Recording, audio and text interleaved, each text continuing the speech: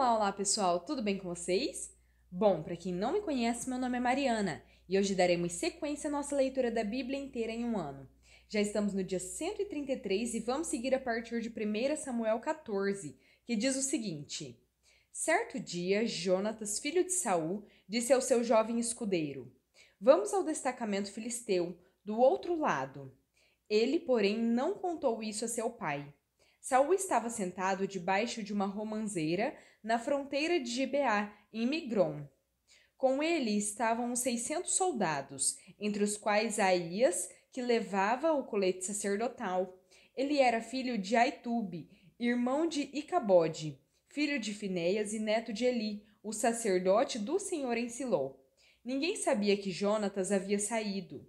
Em cada lado do desfiladeiro que Jonatas pretendia atravessar para chegar ao destacamento filisteu, havia um penhasco íngreme. Um se chamava Bozés, o outro Sené. Havia um penhasco ao norte, na direção de Micmas, e outro ao sul, na direção de Geba. E Jonatas disse ao seu escudeiro: Vamos ao destacamento daqueles incircuncisos. Talvez o Senhor haja em nosso favor, pois nada pode impedir o Senhor de salvar, seja com muitos, seja com poucos. Disse o seu escudeiro: Faze tudo o que tiveres em mente, eu irei contigo. Jonatas disse: Venha, vamos atravessar na direção dos soldados e deixaremos que nos avistem. Se nos disserem: Esperem aí, até que cheguemos perto, ficaremos onde estivermos e não avançaremos. Mas se disserem: Subam até aqui, subiremos, pois este será um sinal para nós de que o Senhor os entregou em nossas mãos. Então, os dois se deixaram ver pelo destacamento dos filisteus, que disseram: Vejam, os hebreus estão saindo dos buracos onde estavam escondidos. E gritaram para Jonatas e seu escudeiro: Subam até aqui e daremos uma lição em vocês. Diante disso, Jonatas disse a seu escudeiro: Siga-me. O Senhor os entregou nas mãos de Israel. Jonatas escalou o desfiladeiro, usando as mãos e os pés, e o escudeiro foi logo atrás. Jonatas os derrubava e seu escudeiro, logo atrás dele, os matava. Naquele primeiro ataque, Jonatas e seu escudeiro mataram cerca de 20 homens numa pequena área de terra. A vitória de Israel sobre os filisteus. Então caiu o terror sobre todo o exército, tanto sobre os que estavam no acampamento e no campo, como sobre os que estavam nos destacamentos, e até mesmo nas tropas de ataque. O chão tremeu e houve um pânico terrível. As sentinelas de Saul em Gibeá de Benjamim viram o exército filisteu se dispersando, correndo em todas as direções. Então Saul disse aos seus soldados: Contem os soldados e vejam quem está faltando. Quando fizeram, viram que Jonatas e seu escudeiro não estavam presentes. Saul ordenou a Aías: Traga a arca de Deus. Naquele tempo, ela estava com os israelitas. Enquanto Saul falava com o sacerdote, o tumulto no acampamento filisteu ia crescendo cada vez mais. Então Saul disse ao sacerdote: Não precisa trazer a arca. Na mesma hora, Saul e todos os soldados se reuniram e foram para a batalha. Encontraram os filisteus em total confusão, ferindo uns aos outros com suas espadas. Alguns hebreus que antes estavam do lado dos filisteus e que com eles tinham ido ao acampamento filisteu, passaram para o lado dos israelitas que estavam com Saul e Jonatas. Quando todos os israelitas que haviam se escondido nos montes de Efraim ouviram que os filisteus batiam em retirada, também entraram na batalha, perseguindo-os. Assim, o Senhor concedeu vitória a Israel naquele dia, e a batalha se espalhou para além de Bet-Aven. O juramento impensado de Saul. Os homens de Israel estavam exaustos naquele dia, pois Saul lhes havia imposto um juramento, dizendo: Maldito seja todo o que comer antes do anoitecer, antes que eu tenha me vingado de meus inimigos. Por isso, ninguém tinha comido nada. O exército inteiro entrou num bosque, onde havia mel no chão. Eles viram o mel escorrendo, contudo ninguém comeu, pois temiam o juramento. Jonatas, porém, não sabia do juramento que seu pai havia imposto ao exército, de modo que estendeu a ponta da vara que tinha na mão e a molhou no favo de mel. Quando comeu, seus olhos brilharam. Então um dos soldados lhe disse: Seu pai impôs ao exército um juramento severo, dizendo: Maldito seja todo o que comer hoje. Por isso os homens estão exaustos. Jonatas disse: Meu pai trouxe desgraça para nós. Veja como meus olhos brilham desde que provei um pouco deste mel.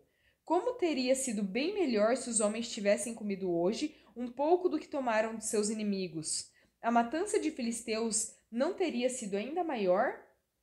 Naquele dia, depois de derrotarem os filisteus, desde Micmas até Aijalon, os israelitas estavam completamente exaustos. Eles então se lançaram sobre os despojos e pegaram ovelhas, bois e bezerros, mataram-nos ali mesmo e comeram a carne com o sangue. E alguém disse a Saul: Veja, os soldados estão pecando contra o Senhor, comendo carne com sangue. Ele disse: Vocês foram infiéis. Rolem uma grande pedra aqui. Saiam entre os soldados e digam-lhes: Cada um traga a mim seu boi ou sua ovelha. Abatam-nos e comam a carne aqui. Não pequem contra o Senhor comendo carne com sangue. Assim, cada um levou seu boi naquela noite e ali o abateu. Então Saul edificou um altar para o Senhor. Foi a primeira vez que fez isso. Saul disse ainda: Desçamos atrás dos filisteus à noite. Vamos saqueá-los até o amanhecer e não deixemos vivo nenhum só deles. Eles responderam: Faze o que achares melhor. O sacerdote, porém, disse: Consultemos aqui a Deus. Então Saul perguntou a Deus: Devo perseguir os filisteus? Tu os entregarás nas mãos de Israel? Mas naquele dia Deus não lhe respondeu. Então disse Saul: Venham cá, todos vocês que são líderes do exército, e descubramos que pecado foi cometido hoje. Juro pelo nome do Senhor, o libertador de Israel, mesmo que seja meu filho Jonatas, ele morrerá. Mas ninguém disse uma só palavra. A seguir disse Saul a todos os israelitas: Fiquem vocês de um lado, eu e meu filho Jonatas ficaremos do outro. E eles responderam: Faze o que achares melhor. E Saul orou ao Senhor, ao Deus de Israel: Dá-me a resposta certa. A sorte caiu em Jonatas e Saul, e os soldados saíram livres. Saul disse: Lancem sortes entre mim e meu filho Jonatas. E Jonatas foi indicado. Então Saul disse a Jonatas: Diga-me o que você fez. E Jonatas lhe contou: Eu provei um pouco de mel com a ponta de minha vara. Estou pronto para morrer. Saul disse: Que Deus me castigue com todo rigor, caso você não morra, Jonatas. Os soldados, porém, disseram a Saul: Será que Jonatas, que trouxe esta grande libertação para Israel, deve morrer? Nunca, juramos pelo nome do Senhor, nenhum só cabelo de sua cabeça cairá ao chão, pois o que ele fez hoje foi com o auxílio de Deus. Então os homens resgataram Jonatas, e ele não foi morto. E Saul parou de perseguir os filisteus, e eles voltaram para sua própria terra. Quando Saul assumiu o reinado sobre Israel, lutou contra os seus inimigos em redor, Moabitas, Amonitas, Edomitas, os reis de Zobá e os filisteus. Para qualquer lado que fosse, infligia-lhes castigo. Lutou corajosamente e derrotou os amalequitas, libertando Israel das mãos daqueles que os saqueavam. A família de Saul. Os filhos de Saul foram Jonatas, Isvi e Malquizua. O nome de sua filha mais velha era Merabe. O da mais nova era Mical. Sua mulher chamava-se Ainoã e era filha de Aimás. O nome do comandante do exército de Saul era Abner, filho de Ner, tio de Saul. Quis, pai de Saul, e Ner, pai de Abner, eram filhos de Abiel. Houve guerra acirrada contra os filisteus durante todo o reinado de Saul. Por isso, sempre que Saul conhecia um homem forte e corajoso, alistava-o no seu exército. João 7, versículos 31 em diante. Assim mesmo, muitos no meio da multidão creram nele e diziam: Quando Cristo vier, fará mais sinais milagrosos do que este homem fez? Os fariseus ouviram a multidão falando essas coisas a respeito dele. Então os chefes dos sacerdotes e os fariseus enviaram guardas do templo para o prenderem. Disse-lhes Jesus: Estou com vocês apenas por pouco tempo, e logo irei para aquele que me enviou. Vocês procurarão por mim, mas não me encontrarão. vocês não podem ir ao lugar onde eu estarei. Os judeus disseram uns aos outros: aonde pretende ir este homem, que não o possamos encontrar? Para onde vive o nosso povo, espalhado entre os gregos, a fim de ensiná-los? O que ele quis dizer falando: vocês estão procurando por mim, mas não me encontrarão, e vocês não podem ir ao lugar onde eu estarei. No último e mais importante dia da festa, Jesus levantou-se e disse em alta voz: se alguém tem sede, venha a mim e beba. Quem crer em mim, como diz a Escritura, do seu interior fluirão rios de água viva. Ele estava se referindo ao Espírito, que mais tarde receberiam os que nele crescem. Até então, o Espírito ainda não tinha sido dado, pois Jesus ainda não fora glorificado. Ouvindo as suas palavras, alguns do meio do povo disseram: certamente este homem é profeta. Outros disseram: ele é o Cristo. Ainda outros perguntaram: como pode o Cristo vir da Galileia? A Escritura não diz que o Cristo virá da descendência de Davi, da cidade de Belém, onde viveu Davi? Assim, o povo ficou dividido por causa de Jesus. Alguns queriam prendê-lo, mas ninguém lhe pôs as mãos. Finalmente, os guardas do templo voltaram aos chefes dos sacerdotes e aos fariseus, os quais lhes perguntaram: por que vocês não o trouxeram? Ninguém jamais falou da maneira como esse homem fala, declararam os guardas. Será que vocês também foram enganados? Perguntaram os fariseus. Por acaso alguém das autoridades ou dos fariseus creu nele? Não, mas essa ralé que nada entende da lei é maldita. Nicodemos, um deles, que antes tinha procurado Jesus, perguntou-lhes: a nossa lei condena alguém, sem primeiro ouvi-lo para saber o que ele está fazendo? Eles responderam: você também é da Galileia? Verifique e descobrirá que da Galileia não surge profeta. Então, cada um foi para sua casa. Salmo 109. Ó Deus, a quem louvo, não fiques indiferente, pois homens ímpios e falsos dizem calúnias contra mim e mentiras a meu respeito. Eles me cercaram com palavras carregadas de ódio.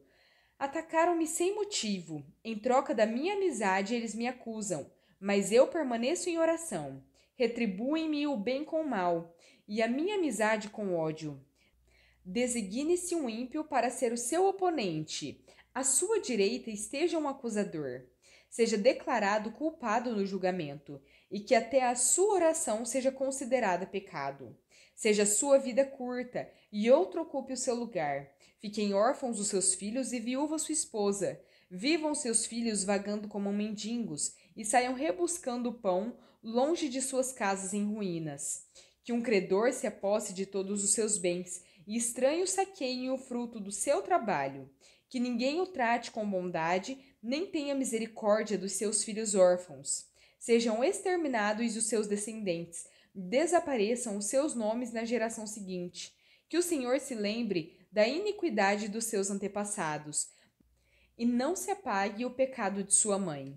Estejam os seus pecados sempre perante o Senhor, e na terra ninguém jamais se lembre da sua família, pois ele jamais pensou em praticar um ato de bondade, mas perseguiu até a morte o pobre, o necessitado e o de coração partido. Ele gostava de amaldiçoar, venha sobre ele a maldição. Não tinha prazer em abençoar, afaste-se dele a bênção.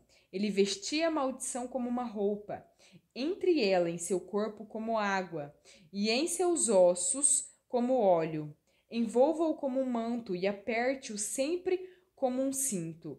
Assim retribua o Senhor aos meus acusadores, aos que me caluniam. Mas tu, soberano Senhor, intervém em meu favor por causa do teu nome. Livra-me, pois é sublime o teu amor leal. Sou pobre e necessitado, e no íntimo o meu coração está abatido. Vou definhando como a sombra vespertina. Para longe sou lançado, como um gafanhoto. De tanto jejuar, os meus olhos fraquejam, e o meu corpo definha de magreza. Sou objeto de zombaria para os meus acusadores. Logo que me veem, meneiam a cabeça. Socorro, Senhor meu Deus. Salva-me pelo teu amor leal. Que eles reconheçam que foi a tua mão, que foste tu, Senhor, que o fizeste. Eles podem amaldiçoar. Tu, porém, me abençoas. Quando atacarem, serão humilhados, mas o teu servo se alegrará. Sejam os meus acusadores vestidos de desonra, que a vergonha os cubra como um manto. Em alta voz darei muitas graças ao Senhor. No meio da assembleia eu o louvarei, pois ele se põe ao lado do pobre para salvá-lo daqueles que o condenam. Provérbios 15, versículos 5 ao 7. O insensato faz pouco caso da disciplina de seu pai, mas quem acolhe a repreensão revela prudência. A casa do justo contém grande tesouro, mas os rendimentos dos ímpios lhes trazem inquietação. As palavras dos sábios espalham conhecimento, mas o coração dos tolos não é assim. Bom, pessoal, terminamos por aqui a nossa leitura, espero que tenham gostado. Se gostaram, deixem o seu like, compartilhem esse vídeo e se inscrevam no canal se ainda não são inscritos. Muito obrigada, fiquem com Deus e até a próxima!